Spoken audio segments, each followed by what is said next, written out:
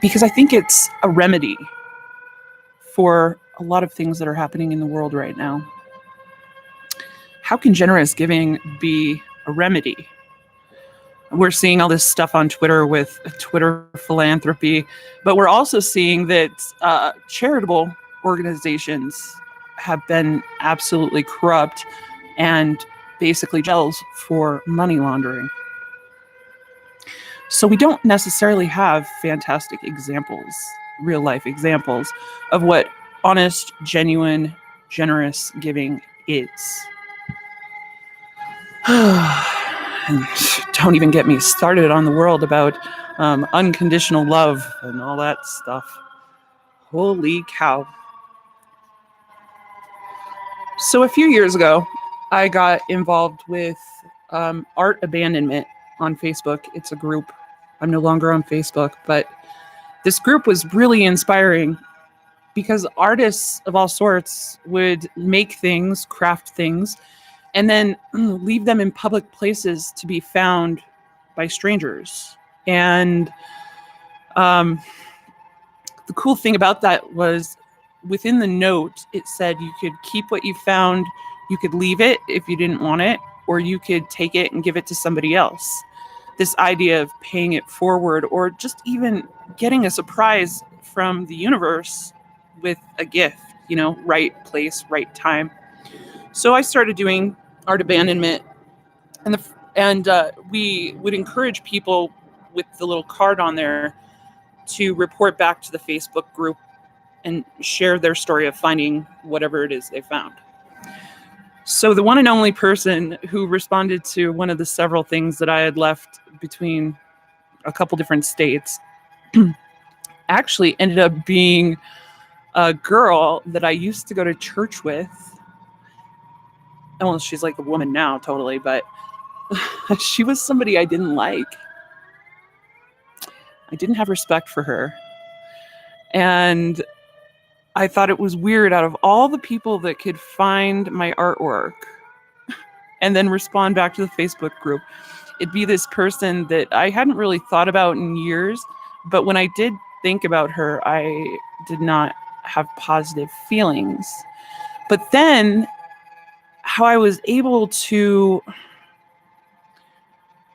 basically forgive those feelings within myself and her for being kind of a douchebag teenager, as if we all weren't at some point, but I was able to forgive her for things like my brother had a crush on her and she treated him horribly. She didn't date him or anything, just kind of did not treat him well. And that's what I didn't like about her. But my brother's been dead for over 10 years. And what am I doing holding on to this emotional turmoil that is so over? It's so past. And having to sit there and look at it in a different way as the person that I was then versus the person I was when I abandoned art. When I decided to do Art Abandonment, I wasn't really thinking about who would end up with my art. I just loved the idea of being surprised by somebody's kindness and generosity. And I've been an artist for over 23 years, selling artwork. I don't sell a lot of artwork. I don't market myself. I don't push. I occasionally will get opportunities to show, but that's just if I kind of express that I'm interested in. So that's not my money-making gig. I always seem to sell paintings when I need to. Like, there's a little extra money there. Buying supplies, creating things, and sitting on them basically is what I do. Being generous and just saying, hey, I do this because I enjoy doing it. It's okay to give it away if I want to give it away. And, people will be like, you're underselling yourself as an artist if you do stuff like that, But I just think that everybody likes a surprise. And that's how beautiful kind of our universe is, in the sense that we get surprises all the time if we're paying attention. And we live in a society that's construct constantly tells us that there isn't enough. And just this kind of lack mentality. And, right now it's the resurgence of like, oh, the environment's collapsing and climate change and all this stuff. And so it gets us to fixate on that lack mentality again. And realistically, if we're paying attention to the way that the universe is working for us, the only times that we're truly in lack is when we're fixating on the lack that we have, because there is abundance around us in so many ways. So generous giving doesn't necessarily just equate to money, because money is fiction. You can give people money, you can do charity, donate to charitable organizations, you can volunteer your time. But if we look at all things as energy and energetic exchange, we probably always have more to give than we think that we do. And personally, recently I've been feeling really drained, as I think most people do at some point, where you've been given a lot, and it just doesn't feel necessarily like your love bucket is being replenished or filled back up with all that you're giving.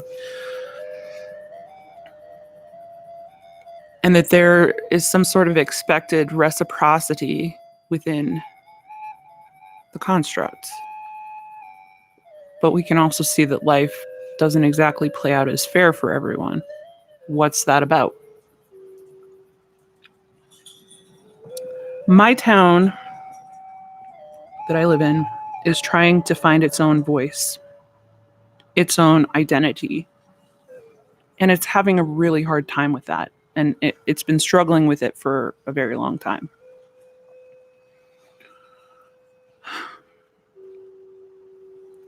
People basically shit talk this town a lot. People who live here, who are from here, who don't want to be here, who think that the grass is going to be greener on the other side of the state line. And it might be in some regard, depending on what you're looking for. But my idea for defining this town, I think, is where we need to look at where we are already abundant. At one point, we were voted one of the friendliest cities in America. All right, so even though there's a lot of shit talkers in town, there's a lot of good people who want good things to happen. And then there's a lot of people who have worked for a long time to try and make good things happen, and they're burnt out. And they've stepped away from attempting to help so much because their love buckets aren't being refilled, and they're not seeing whatever their perception of progress might be.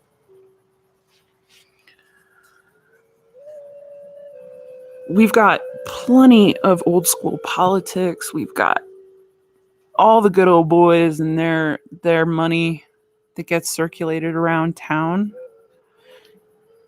building things that aren't necessarily going to help the underdog or even just the normal mid-range person. So what the influence of this town is right now is they're trying to make it like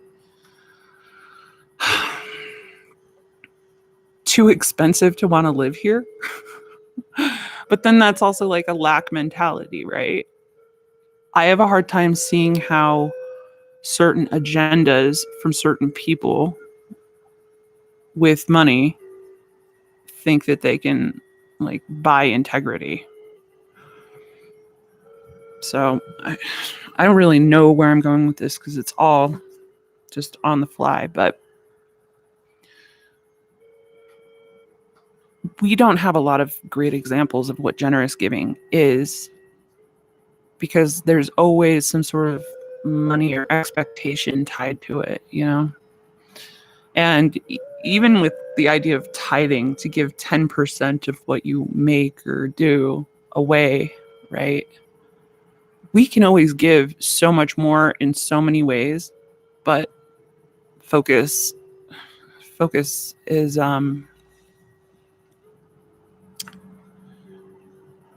it's fragmented. And we think that we have to do things the way that they've always been done. But look at the state of affairs in our world right now. It's not pleasant because we're seeing where we've been failed and where the lies are and what the truth is. And I think it's a sort of beautiful chaos. I feel blessed or lucky that I'm not in strange places where things are more abrupt or upsetting. Like I feel like a sturdy node with things happening that are kind of crazy around me, but they're not happening to me. So we can't look at the world and say it's all going to shit, because that's not true. There are just certain places and certain people who are having a harder time. And that's probably for a reason. So if I look at myself energetically in abundance, what do I have that I can generously give? Well, having conversations like this, which I don't often have, there are, maybe a handful of people that I have conversations like this with, and I find them to be insightful and encouraging and filled with a positive energy that gives me a second wind, right? Like my love bucket gets filled up by conversation, fruitful conversation. So if I'm not having these conversations, I am denying somebody something abundant, And it's been kind of a mental tug of war to decide whether or not to basically start kind of this anonymous channel to see if I can try and open up conversations and get people involved. Because I think so many of us are tired of feeling so alone. And social media and stuff is nice just in regard that we can reach out to people who think or feel the same way in distant places, but it's still very lonely. Hold on just a second. I have a dog that wants to go outside.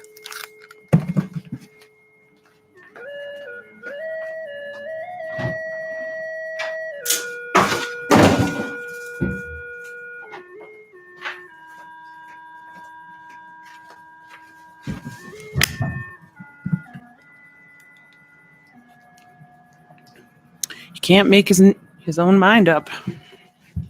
It's very sad.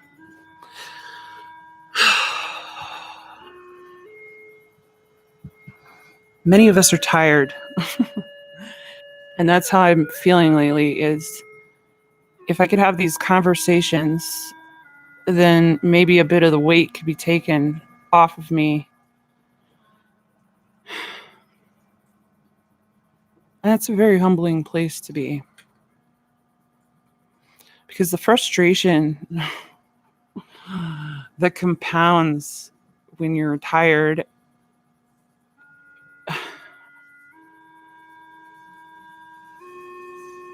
I don't know. I wish I could just take it and put it on a shelf and walk away, but that's not the case because it's very internal and it affects my ability to speak, my ability to function with calmness, and I don't like how I sound or react. And I understand that part of it is mine, and then part of it is just being empathic and picking up on the abundance of what other people have around me, which is that same frustration. So I'm a big fan of Emanuel Swedenborg's work. If you're interested in checking that out, you should check out Off the Left Eye channel on YouTube. They really disseminate Swedenborg's works, and they interview people who expound on the work and the insight of Swedenborg. But one of the ideas that he presented on the spiritual level is that everything has sort of a spiritual attraction. And the example that he used was that there was this suit that whenever he would wear this suit, it would just bring him such joy. And it wasn't that he just liked the suit, that there was a spirit attached to that look, and the enjoyment of the suit. And so when Swedenborg wore the suit, it wasn't just his own satisfaction from the suit, it was the energy behind the spirit attached to the suit. And so feelings and objects and all this have spiritual followings. And they use this example of having some ferrofluid in a jar in water, and it's like the ferrofluid's all dark on the bottom, and then there's the clear liquid on top, and it's just separated until they put the magnet on the side of the jar, and it draws all that ferrofluid to the magnet. And they explain it as we are the magnets, and the things that we're attracted to create that spiritual magnetism that brings spirits toward us because of where we're focused. And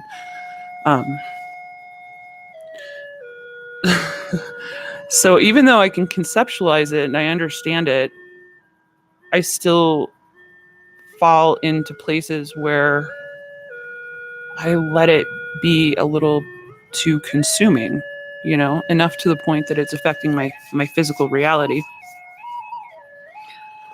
I like the idea of envisioning ourselves as having these interactions on the spiritual level, even if you can't necessarily perceive them, see them, whatever, that there is a reflection for everything from the micro to the macro. Why wouldn't our physical lives have a reflection in the spiritual world and these conversations that are happening? So what if this abundance issue and generous giving is more about having a conversation where we're trying to draw in the spirits that are attracted to that love that and want to help us in giving, right? I've always kind of had this energy about me that wants to help people, and so I think I get a lot of support in that, but sometimes the frustration is stronger than the desire to be of service, and that's where I see the imbalances play out on the spiritual level. So I've got to figure out some tactful reminders for myself to bring it back to center, or flip that switch back to the service-minded abundant rather than frustration, because frustration feels like a lack mentality as well. Like, I don't have enough patience, so I'm frustrated. Well, no, I mean, there is infinite patience, obviously, in the universe. And we see that play out in the sense that they keep telling us the world's going to end. Like back in the 80s, it was like, we're all going to die in 10 years. It didn't happen. And if it did happen, we didn't remember it. And wherever we're at now is some sort of Midland or something. Couldn't tell you. Not quite certain. What I do feel like here, though, is there's stuff that we know,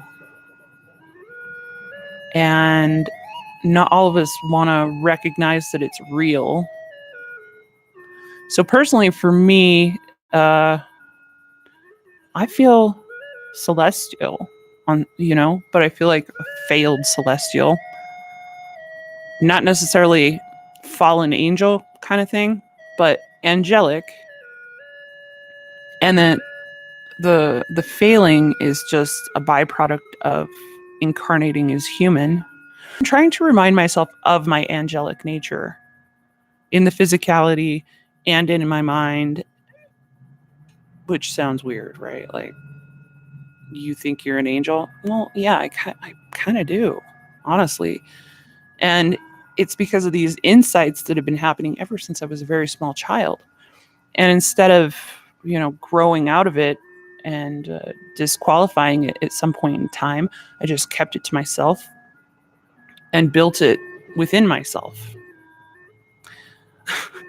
So that's kind of an awkward way to live, where you don't just necessarily see yourself as human. But then I fall into these other tropes where I'm trying to, I don't know. I don't know if it's to make people feel better or just it's status quo lies, but that's just the way it is. That's how it works out. Well, maybe it doesn't have to. And maybe we're reinforcing the way things have been working out by reinforcing those tropes with each other. Instead of instilling hope in one another, it turns into this kind of placation. And, when you just get complacent, that's always how it's going to be. In my heart of hearts, I don't feel like the chaos that we have experienced in my lifetime is the end all be all or the totality of this experience. I don't think that it's going to continue that way forever. That's another reflection of where patience comes in, because I'm sick of this shit in this world, right? I can't be perfect. So even if I work on myself, there's still always going to be something to work on. And that too is reflected in the spiritual realm, because there are levels to that too, and places you can be. And so if you just envision everything as a body, like, you can have a heart, but if it's outside of the body, it's probably not going to be beating unless it's attached to something else, right? So everything in this version of micro, macro, spirit, physical, it reflects back and forth. And so it's like, well, we all want healthy cells, right? So if I'm just a cell in the body or just a mitochondria or whatever, what can I do to make myself the most healthy mitochondria I can be? And then knowing that even if you are the best functioning mitochondria in the body, that doesn't necessarily mean that all of the mitochondria in the body will be operating at the same level. And if enough of them are not operating on a high level, that can actually take away the quality of the healthy mitochondria, like basically cancer, right? And then this idea of you reflect the company that you keep. It's systematic or systemic, whatever you're into there. All right. Well, I'm sick of talking about that, and I want to play this thing because I'm enjoying it. I haven't really made up characters in a long time, and one night I was just kind of going off on imagination, and so I created this character, Maggie, that I'd like to share with you, and you can hear about her weird story.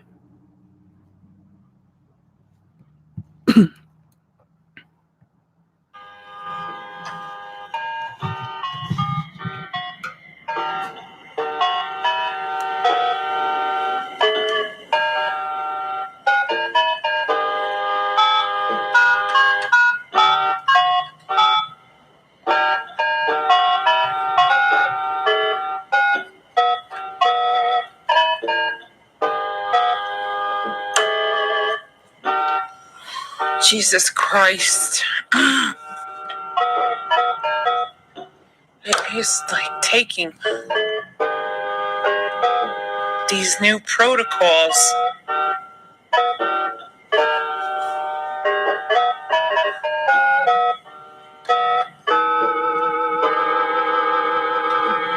Finally.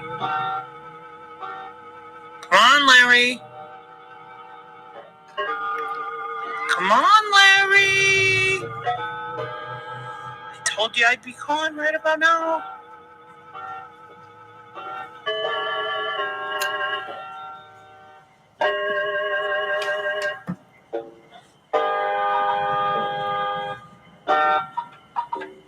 Come on. All right, we're connected. All right.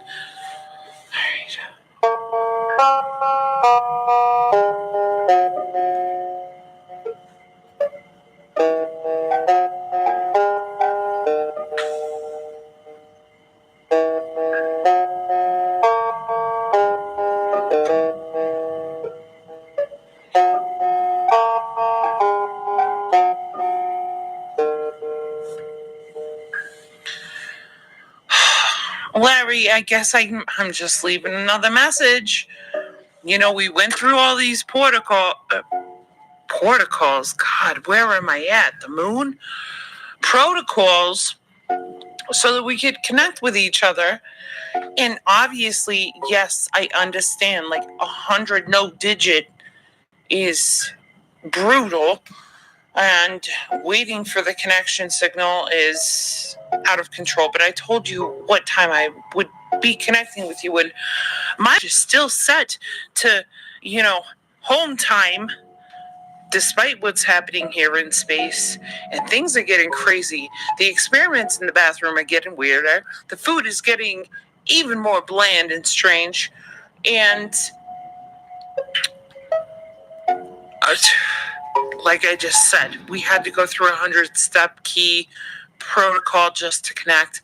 For all I know, it is now 24:24, and or 25:25, and are people still alive? Kind of a radio-ness. I don't know. Definitely being away from my family is making me a bit more crazy than I was with my family, and I apologize for my craziness with my family, because now I'm starting to see how crazy I can be. My compatriots up here are acceptable.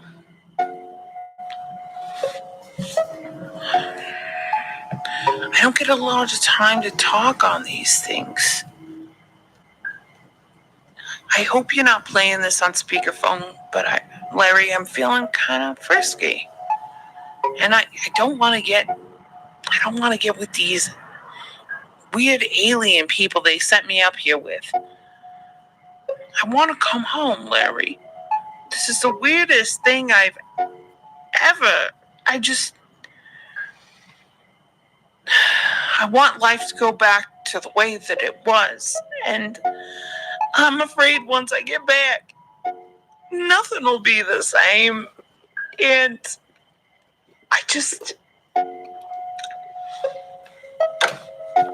my time's almost up. I gotta go write my journal.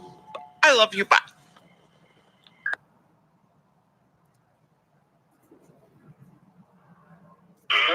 And told me figures that he found, and that's so good. When they start to pull out the short hair, and I'm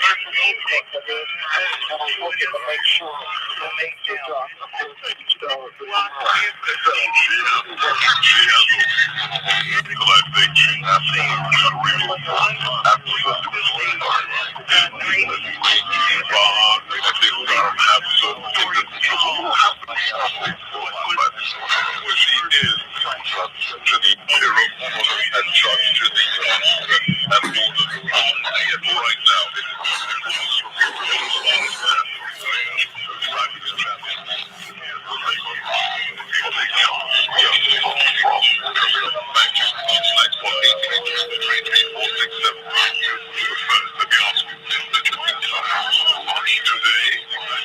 Yesterday, all your dreams.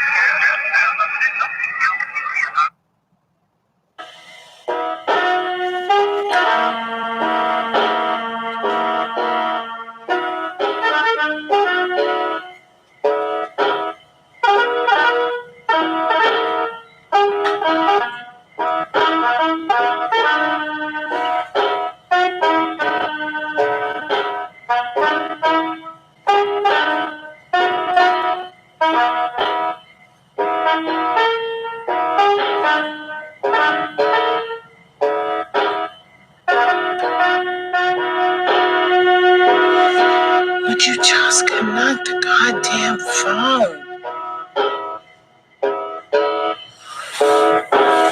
It is going to be a crazy experience, Larry, if I have to ride in space for another 6 months without anybody picking up the phone. And I mean that in the nicest way possible. Anyway, happy birthday, Larry.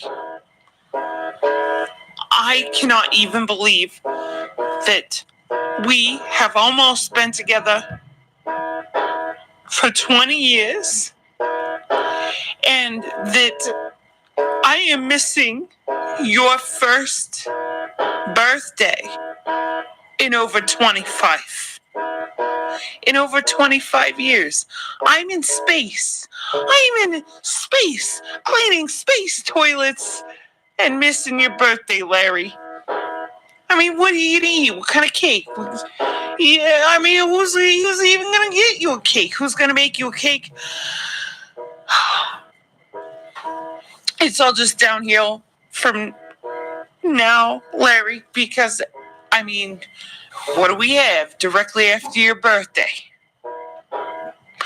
We got our daughter's birthday. We got our son's birthday. We've got all the holidays in between those two things. And then the holidays following them.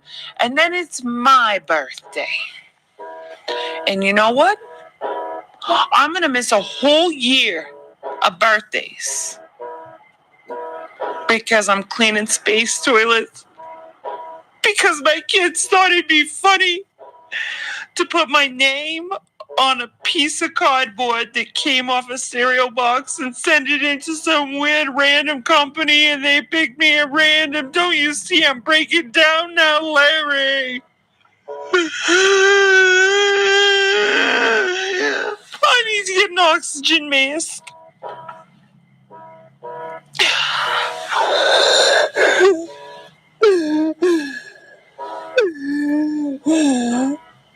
They play this music all the time. Some variation of it is supposed to keep our heart rates calm. Some bullshit like that. I don't even know.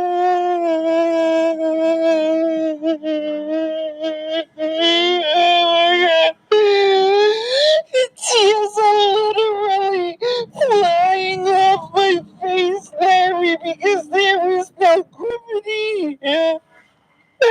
There is no gravity in order to take my tears down to my mouth hole so I can get the necessity of sodium that I need. Because your own tears are medicine when you drink them. That's what I learned on Earth. I don't even get the simple joy of drinking my own tears anymore. Happy birthday, Larry. Happy birthday. I hope it's the best birthday ever, but I don't really hope it's wonderful because I'm not there when I'm supposed to be the one who makes it wonderful for you. So if it's wonderful, who's making it wonderful, and who are they? And I'm gonna beat their ass when I get back to Earth if it's not 25 and everybody's dead.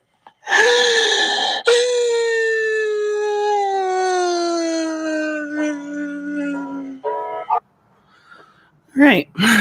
So that's your introduction to Maggie. Maggie's kids are teenagers and decided it would be a good idea to fill out the little entry slip on the back of the cereal box and nominate her to go to space because teenagers are assholes like that. And she gets picked and they send her off. And, she's just trying to do right by her family and is going to lose her mind in space. If this is stuff that you're interested in listening to, you can hear about a new character that came out who will be on the artificial planet that Maggie will end up on here in the near future. And that is called Post-Apocalyptic Laundry. Check it out at madgemidgley.com, madgemidgley.com. That is where you can find a bulk of my weirdness, whether it's artwork or my inspiration to write or some of the old characters that I've dressed up as. And they're nobody that you know because I just make crap up. Dude, Brody, can you see I'm talking into a microphone? You got to pick one, in or out. Can you give me a couple more minutes? Thank you. All right. Reaching that time, you should check out my stuff at madgemidgley.com. Feel free to engage this, whatever this live thing is. I mean, like I said, I'm not trying to over promote myself or anything. I'm not trying to create a brand. I'm just trying to somewhat anonymously start conversations with cool, interesting people who maybe think on the fringe a bit more than the people in their rudimentary life. I don't know. It's been a pleasure sharing this afternoon chat with you. Hopefully you got something from it. If you didn't, I don't really care. I'm doing this for me. And if it is beneficial to you and you like it, then come hang out. If not, then to the birds with you. To the bird. I hope that you all have a fantastic rest of your week. And that, that you start seeing the surprises that are left for you in the day-to-day world by just refocusing your attention on what that could potentially be. Like it could be a flower, just a pretty flower you don't want to pick. You're just like, you're beautiful. It could be a kind gesture from a stranger. I don't know. Whatever it is, pay it forward because there's an abundance of kindness and beauty and wonder in our construct. It is our job to start focusing on it, to start embracing it and enhancing it through our own abilities, unique and individual to each person. I think that that's a good goal for the coming days. What else? Yeah, I don't know. Come back here again. It was nice to have that one viewer. I'm not sure who you are, but hi, I see you. And thanks for hanging out with me for a little bit. It was interesting. Talk to you later. Bye.